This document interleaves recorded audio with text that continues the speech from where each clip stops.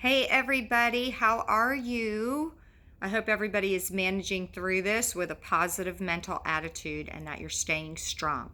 Today, I'm going to go over coping skills that I would love for you to sit down with your children, take time, go over this video together, walk them through it. It's going to teach them how to cope with their feelings and emotions in a very positive way. They're going to build a mental toughness and a foundation that will last with them a lifetime. There's 5 stages of grief we're going to talk about, and we're also going to talk about the power of prayer so that you also teach your child exactly what to do when times are tough and they're feeling confused or lost or empty or sad. So please sit down, go over this video with them. Some of you may be able to show this to a friend, or some of you older teens or young adults, maybe you need to sit down with your parents and go back through this with them. I don't know who you need to show this to, but share it and spread the word. Share knowledge, share wisdom. These are awesome coping skills for you to build a strong foundation and be able to get through anything without losing yourself or picking up negative solutions when dealing with unfortunate emotions or emotions that are troubling you. Okay, so let's talk about the 5 stages of grief. Well, we've got the coronavirus going on right now. So let's say denial, the first one. And these stages come at you in different times. They rotate, they recycle. So they keep going until you get into the 5th one, which is acceptance. Denial's the beginning. Well, obviously we were all in denial. We thought, what do you mean this is going on? What do you mean people are dying? What do you mean this is a contagious disease spreading all over the world rapidly? So we're in denial, we're in disbelief, we're in shock. We can't believe this is happening. You know, I've had that happen with loss. I had jewelry that's been either stolen or misplaced, and I went through the denial that this can't be. It's a sentimental piece. You know, so we have denial when we're going through loss or sadness in any situation. It could be divorce, it could be a loss of a loved one. Right now we're dealing with the coronavirus, the COVID-19, and I want you to teach your children how to cope with their feelings right now in a very intellectual way. So the second one is anger. Well, you know, first we're in denial and now we're mad. I can't go to the gym. I can't go to work. My business is suffering. My loved ones are not able to go on their vacations or go to their jobs and make their money. Everybody is feeling a little angry. We're feeling, we don't know what to do with that because we're powerless. Okay, so remember that you're powerless over these things. Now, the next one is that we're bargaining. Okay, I went to the store and I stocked up for a good 2 weeks. I felt like, well, they're going to do a lockdown for 2 weeks and then this is going to be over and done and my daughter's going to get to graduate and walk across her stage in May. And so I was bargaining. Well, if I can do this for 2 weeks, so yeah, just promise me it'll be over and done with. Well, that's not the case, okay, but that's part of the stages of grief. We're bargaining. Now, you know, the next one is sadness. So I'm feeling very sad. I'm depressed. I'm cooped up in the house. I'm getting cabin fever. I can't do what I like to do. The beaches are closed. Spring break's been shut down.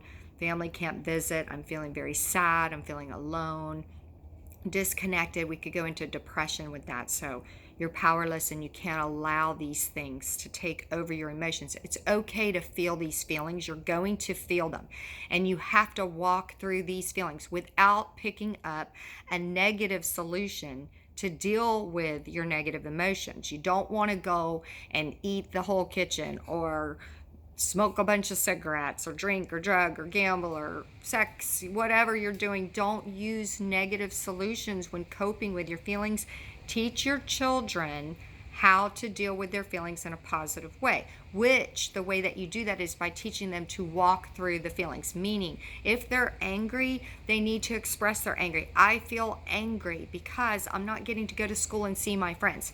You have to teach them how to say out loud what they're feeling when it's angry or sad and speak it out in a normal tone with normal emotion. If they don't know what to do with those feelings or they're not allowed to express those feelings, then they come out sideways. And it's not just children. We're all human beings. We all do it. It doesn't matter how old you are. It's progress, not perfection.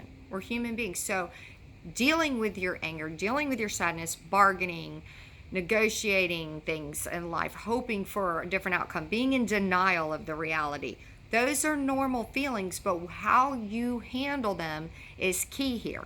And so what you have to do is you have to allow God in to bring the strength into your heart, into your mind, to handle these feelings with acceptance, which is the 5th stage of the grieving cycle.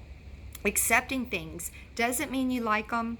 It doesn't mean it's what you ever would have asked for. It doesn't mean it's good stuff, but you're accepting it because you know that you can't change it. You can't control it. You are totally powerless. We are powerless right now over the coronavirus. We cannot do anything.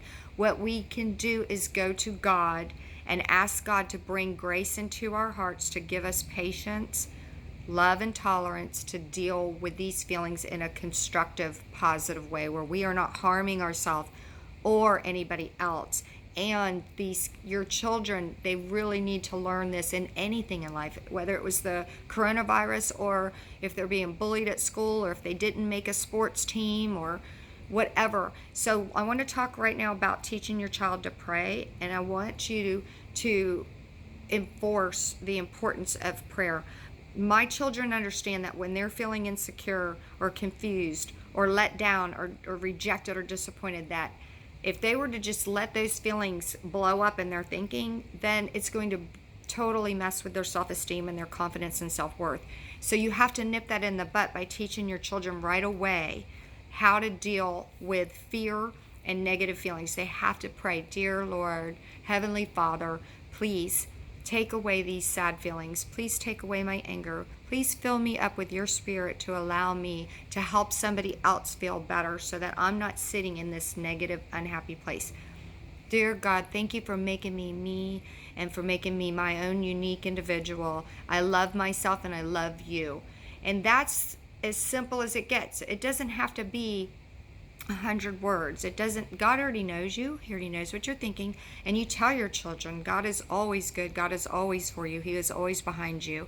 And that when other people might be judging them or hurting, or they're seeing their parents fight or whatever they're going through, they need to know who they are through God, and it has nothing to do with them, and to stay true to themselves by prayer. And having a conversation with God and just saying what they're feeling to God will allow God to come in and work his magic into your child's heart. And that is the best gift you will ever give your child. So get busy, sit down, watch this video, quality time, and bring the most important skills and tools into your child's day today. I know you can do this. Okay, stay calm, stay healthy. Peace out, and we'll see you soon. Be well.